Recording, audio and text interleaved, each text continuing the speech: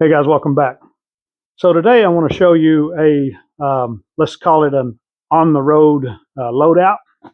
So our scenario, however unlikely it may be, is going to basically put us into another state to help out the local patriots because, I don't know, let's pick a bad guy. Let's say that communist space aliens have landed in another state, a few states away, and they find themselves under attack because the communist space aliens have basically taken over the entire state government. And the federal government doesn't, they don't realize that it's actually communist space aliens that they're talking to on the phone. So they're not going to send anybody to help them out. Now, the local patriots, of course, they understand that they're under attack and they realize they have to fight back. Hey, it could happen or not. But anyway, let's say that the patriots are wanting to fight back. They're trying to fight back, but they need help. And the locals that, are not really patriots almost are glad that they're there. Some of them are really glad that they're there because now, all those communist ideas that the communist space aliens have brought with them are suddenly being enacted. And again, the patriots are finding themselves under attack. So they send out the call. Fellow patriots from across the country, please help us because we're on our own. Now, you just happen to have a few days off from work, or you happen to be retired, or you know what, you just say to hell with it, I'm going. Now, it's a good idea that, before you take off, you really need to put some forethought into what you're going to take with you. One thing you don't want to do is show up to a situation and, you don't want to be a liability. You want to show up as an asset. Now, that can take on many forms. As an asset, you can empty your shelves. You can take everything that you can haul, everything that you can fit in your trunk or your truck. You're going to take with you. Now, that's up to you. That's your call. If you're lucky enough that you've got thousands and thousands of rounds of ammunition that you can take and help out these fellow patriots, by all means do so. If you just simply want to take what you need to sustain yourself, that's okay too. I'm sure that you will be most appreciated when you get there to help fight those communist space aliens that I was speaking of. Now, this is my loadout for on the road, let's say. Now, I already showed you in a previous video my rucksack and my patrol pack. Those would automatically be going with me. Those are always pre-packed. I can grab those and I will be good to go for several days. Now, what I would also need to take is pretty much here on this table, minus the firearms. I'm just not going to get them out and flash them around. There's no reason to. I can tell you what I would take. And we'll start there. So number one, in previous videos, I have told you that I am now training pretty much exclusively with my 308 AR. It's actually a Ruger SFAR. And I would be relying on that as my go-to battle rifle. So in doing so, I would take the rifle. I would take the rig that I carry, the kit that I carry with all the magazines. I would take any extra magazines that I have for it. I would also take ammunition, as much as I thought would be necessary to sustain me in, combat activities against those communist space aliens. Yeah. So anyway, that's not all I would take. You got to remember, guys, 3 is 2, 2 is 1, and 1 is none. So my next rifle that I would take would be my standard 5.56 AR. Now, it's almost exact in how it is set up to my 308. I would take it on the road as well. One other weapon I would take would be my shotgun.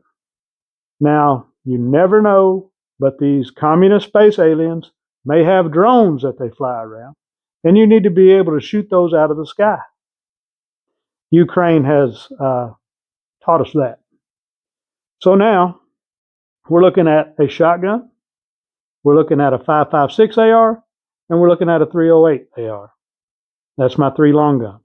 I would also, of course, have my 9mm sidearm. That goes without saying. All those rifles, all those the shotgun, the pistol, all of them need to have magazines and ammunition.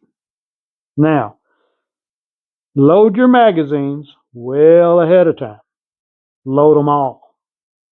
That's the best way that you'll be able to transport ammunition. Okay? No reason to take empty magazines. Every magazine that you take with you needs to be loaded.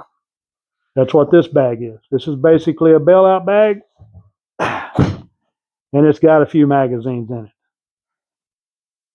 Also, this is an ammo can that is also full of 5.56 ammunition. With these loaded magazines, this can of ammunition that has 780 rounds in it, and another can of ammunition that has exclusively 308 ammunition in it, I think that I would probably be good to go, and that's going to sustain me for a while. If I find myself needing more than that, man, those communist space aliens might be getting the best of us. But hey, if I got room and the call ever does come, I'll probably take more, to be honest. But you have to remember, even though you're driving there, it doesn't mean that you get to take everything with you once you get there. So you just, you have to rely on your vehicle that you take to get you there, but also it may become like a storage locker for the things that you can't carry. Obviously, you can't carry it all. But you never know what kind of situation you're going to get into. You may be able to pull right up to I don't know, let's say a gymnasium that is being used to house the incoming fighters, as well as the local patriots, to fight these communist space aliens. And you can just park your truck outside or your car or whatever and resupply out of it. Awesome. Now, the reason I have this sniper bag up here is just simply because this holds two rifles, or a shotgun and a rifle, whatever you want to say. So obviously I would have one in the cab of the truck with me, whether it's the shotgun or one of the ARs, doesn't really matter. But the other two would need to be protected so that they could be, thrown in the back seat, whatever. And that would be a good reason to have this sniper bag, just because it has room for two. All right, so that's all this. This is my sustainment box.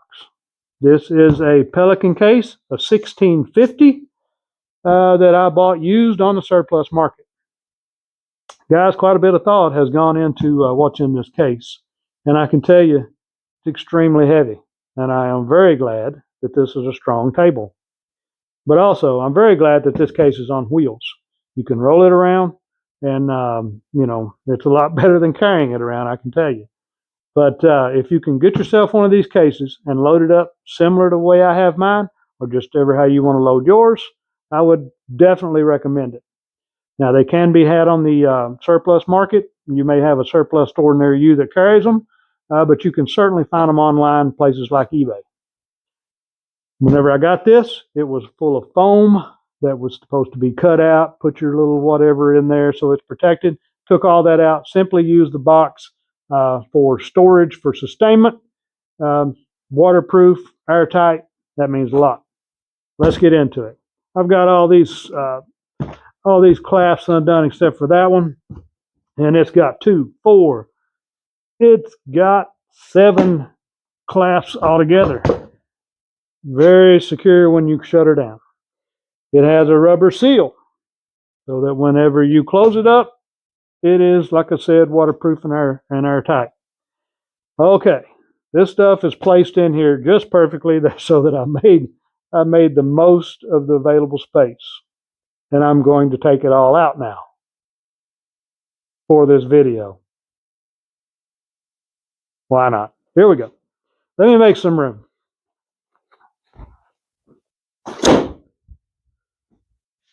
Just walked away from this table and remembered something that I forgot to tell you about before we get in this box. If you have any mode of communication, you should take that with you. Now, these are the basically the ham radios, the Baofeng. I'm not even sure I'm saying that right, but I've got a couple of those. You know, they're cheap, but they work. Now, I would take both the radios that I have, any extra batteries, chargers, the whole bit. You never know. You may be able to coordinate with your fellow patriots when you get there and actually be able to incorporate your radios on their frequency or whatever. Now, obviously, these radios are not encrypted, but, you know, we'll make do. So I just thought I'd mention that. Now, let's get in the big box. All right, let me tell you. This box has a mixture of a lot of stuff, but all of it I felt was necessary. And here we go. So this, first off, is a 200 round battle packs of 308, 7.62 by 51. It is full metal jacket. I believe it is West German surplus. Excellent stuff in the heavy duty rubber packages. I wish I had much more of this, but hey, it's perfectly packed for the road. So I got a couple of those in there. Now I have two 25 round bandoliers of 12 gauge ammunition. This is a mixture of birdshot for the drones, as well as buckshot and slugs. This is extra cold weather gear. This is basically what I sleep in when it's really cold. This is like an extra layer that I could actually put over top of my clothing and get in my sleeping bag if it's really cold when we get there. Depends on, you know, what time of year you're actually having to fight those alien space communist dudes. Yeah, anyway, so this is some extra cold weather clothing. I have a pretty in-depth first aid kit here. This will do everything. What's in here will handle everything from minor surgery, which I'm no surgeon, but you know, I've got it here in case somebody is, right down to just boo-boos. So a very good first aid kit's always a good idea. I have an e-tool. This is an infantryman's best friend and worst nightmare. But when all else fails, guys, you gotta dig in. So you gotta have a shovel. So here's one. This is a duffel bag that basically has extra field clothes. We're talking BDU style clothing, as well as extra underwear, socks, t-shirts, things like that.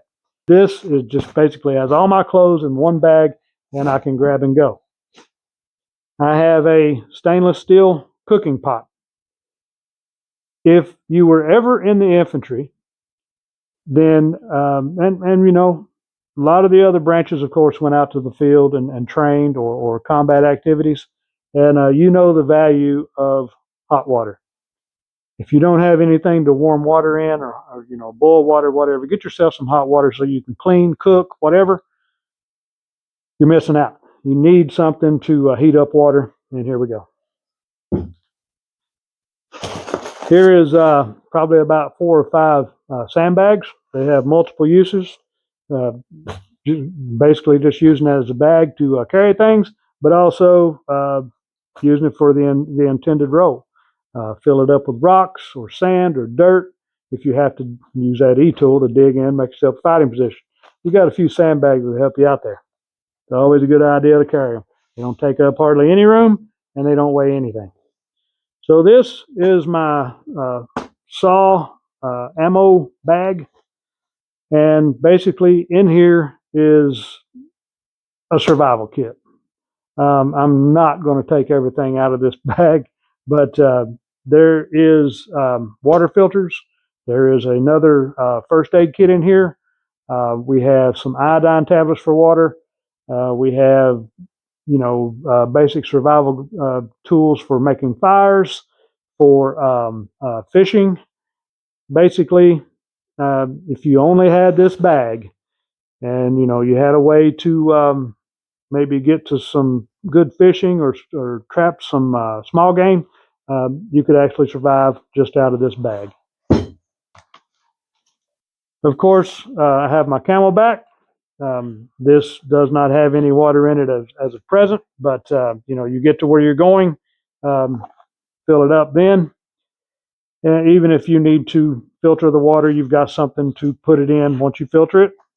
Same thing goes with a couple of Nalgene bottles. Now, honestly, before I took off on the road to fight the communist space alien dudes, I would fill these up for sure. Now, this is a surplus gas mask. This, I've had this for several years. I'm sure that it's considerably out of date, but it should, save you for a little while at least. You find yourself in a situation where the communist space aliens are, say, launching CS gas at you, or that's tear gas, or something worse. Hopefully, this will get you stay good enough or stay working long enough to get you off out of the area. Now, again, obviously this is probably out of date. I know it's out of date, but this is basically a surplus mop suit. Yep.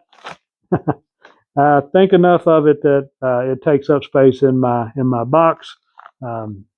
Chemical warfare scares the hell out of me.